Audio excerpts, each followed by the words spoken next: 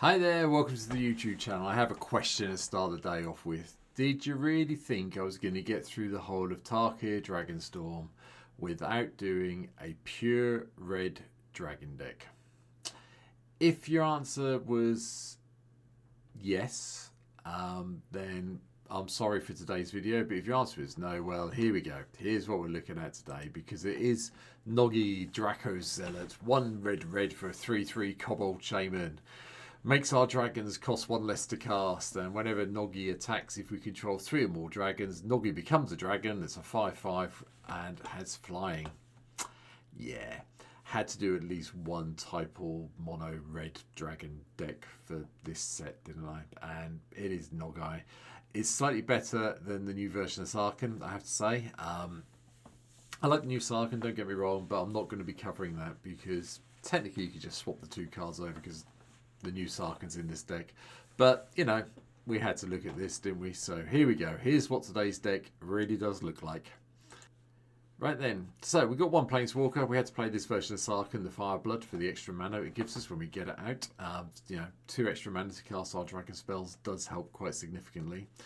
And then we have a lot of creatures. We have 33. Most of them are dragons, but we have got some things that help. So Impulsive Pilferers here to give us that treasure token. The Dragon Lord Servant cuts the cost down. And then we've got both versions of Magda, the Brazen Outlaw and Magda, the Horde Master. So we can sacrifice the treasures if we need to go and find the dragons or artifacts. Or create a dragon if we're short. You know, if we've only got 3 instead of 5, we can actually create a 4/4 dragon. Sarkhan Dragon Ascendant is also here. This is one I was talking about earlier. You can swap these 2 over if you want to. So this kind of doubles up as a Sarkhan Dragon Ascendant deck as well. You can behold 1 to get a treasure token, and whenever a dragon you control enters, put a +1/+1 counter on Sarkhan, and it becomes a dragon in addition to its other types with flying. Yeah, you can swap them over, but I just want to play Nogi, really. Dragon Speaking Shaman's here to cut the cost down. Then we've got Patron of the Arts, who's technically a dragon, so costs us 2, and we get a treasure token when it enters and dies. Professional Facebreaker's here to give us some more treasures that we need, along with Zorn to make sure we get an extra one every time we create it. And then we come to Dragonland. So a 2-sheath, the Blazing Sky. Leyline Tyrant, so we can ensure that our red mana stays around if we need it to. The Territorial Hellkite's in just from the new set, so we can attack an opponent at random unless it gets tapped. Bonehorde Dracosaur for some dinosaurs, or for, anything else really. Treasures if it's non-land, so, hey ho. Caldra Pyramore comes in as well. We've got quite a few instants of sorceries coming up in the deck, so we get to put +1/+1 counters on this creature, and then it just deals its damage equal to a target opponent. Dragonhawk Fakes Tempest is in. Gainax is in. We'd obviously covered Gainax in the Feywild background enchantment last week, but it's a mono red dragon deck. We needed Gainax in here. Glorybringer for the extra damage when we exert it. Goldlust Triad is in as well to give us more treasure tokens when we get in. Goldspan for more treasures. Rapturous Dragon for more treasures. And then we've got the Scourge of Alcus in, so we get to deal the damage. Terror of the Peaks also lets us deal the damage, along with Twin Flame Tyrant to double up on that damage if we do it. And the Wrathful Red Dragon, whenever a dragon you control is dealt damage, it deals that much damage to any target that isn't a dragon. Does make people think twice. Ancient Copper Dragon for treasures. Inferno the Star Mounts, we have an uncountable dragon. And then Lathis the Dragon Queen is also in, so we get even more dragons with this. And then we get to pump them all up with their sort of like semi-fire breathing, which costs 1 more, but you know what I mean. Moonveil Dragon is just here because it does give each creature you control +1/+0 until the end of turn. So that is sort of like global fire breathing for all our creatures, including the ones that aren't dragons. Bear that in mind. It does help sometimes. Scourge of the Throne is also in, so we can go and attack the thing with the most life, the person with the most life, so we get the additional combat step. And Stormscale Sinian, who doesn't want to do storming dragons? Not me. Balefire's here, so we can deal damage to each player. Dracosaur, More of the Flames is also in as well, deals 4 damage, then 2 lots of 3 to anything, so 4 to the opponent with the most life and 3 to the other 2 opponents. Yeah, sounds good. And the Utavi Hellkite, whenever a dragon you control attacks, you get a 6/6 dragon creature token with flying. Yeah, it's dragons. It's very much red dragons, sorry. The sorceries do help us get these dragons out there. So we've got Rite of Flame for a little bit of mana boostage on turn 1 or turn 2 if we need it. Strike it Rich, it gives us a treasure. Jessica's Will's in as well to give us a whole load of red mana, and then maybe exile the top 3 cards of our library if we need that as well, if we've got Nogi in play. Seize the Spoils, just discard a card, draw 2, get a treasure. Chain Reaction to control the board. Pirate's Pillage to discard 1, draw 2 and get 2 treasures. Mana Geyser just gives us all the red mana we'll probably ever need when our opponents are all tapping out. And I had a bit of fun. Warp World.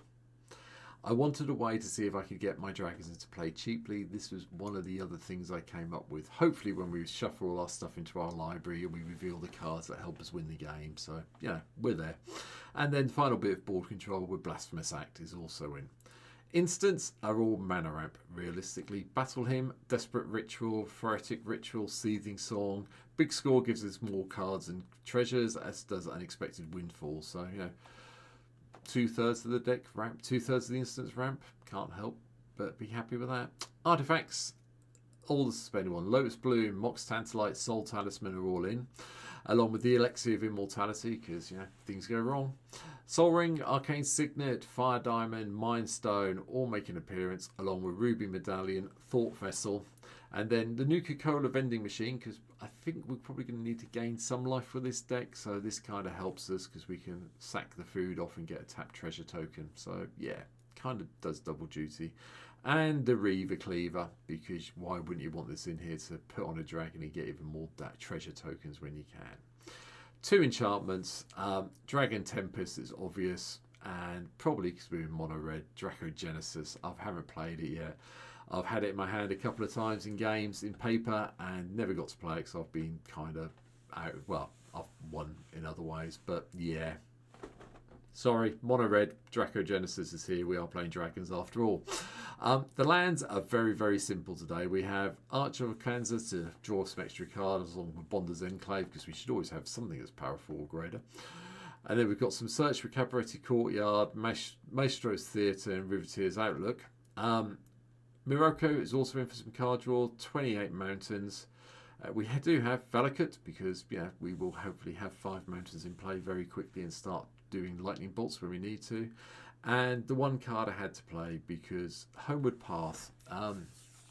When I'm playing on the stream, I have a lot of people who like stealing my dragons, and this gives me a way to get them all back, basically. So, yay, that counters that with a little bit of luck.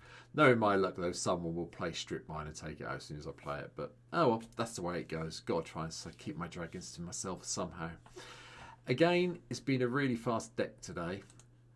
Not because I'm rushing to get my videos done, but purely because it's a dragon deck, and we all know what they do, and we all like red dragons. So this is here.